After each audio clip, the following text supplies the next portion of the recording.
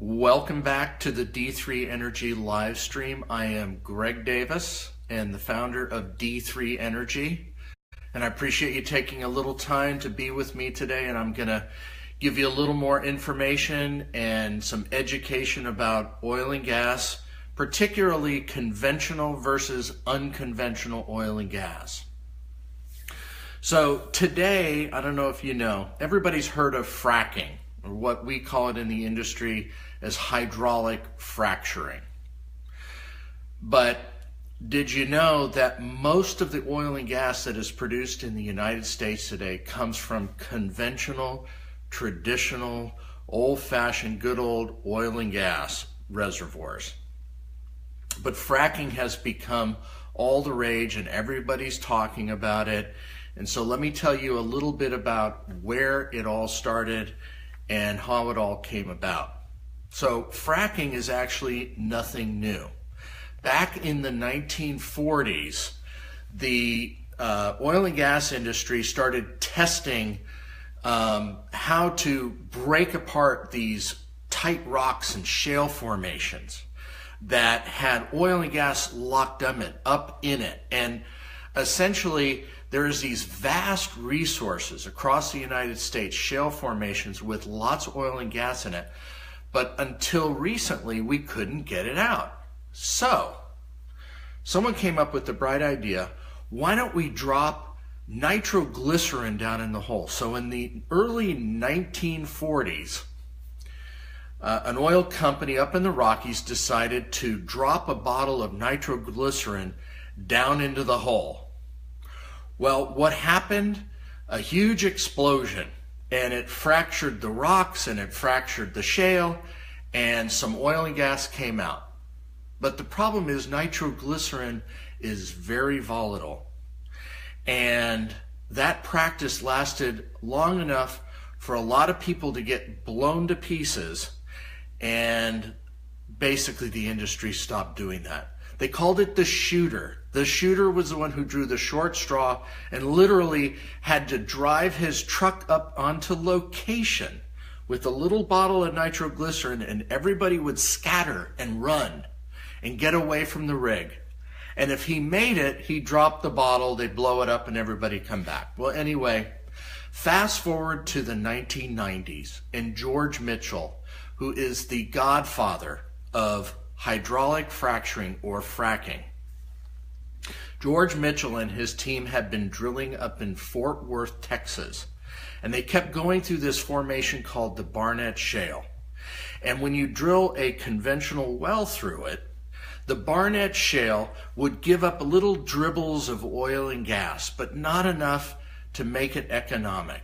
But oil prices started to come up, and George Mitchell and his team figured out we could take water and sand and drill horizontally into these formations and fracture stimulate these wells. And when he did that, it worked, they made money, and the shale boom was on. And the shale boom from the late 1990s through about the 2010 period exploded. And everybody was buying up acreage and drilling wells, hydraulic fracking wells in the Permian for the Sprayberry, Louisiana for the Haynesville, South Texas for the Eagle Ford, and the Bakken up in North Dakota, and back east in the Marcellus. And all the money came pouring in because we had these vast resources that were just sitting there. And the lure was, there's so much oil and gas, and we'll never drill a dry hole because we're going to be drilling right into the oil. And as long as oil prices were high, it all worked. It was very expensive to drill these wells. The average cost was $8 million to $15 million versus the wells that we were drilling and the wells that we're going to drill. They're anywhere from $500,000 to about $2 million. So in some cases, 5 to 10 times as expensive. But oil prices were high, and so you could make money. Well, in 2014, the party was over. Oil prices collapsed. And we've all heard about this big recession oil and gas prices down, and essentially the party came to an end.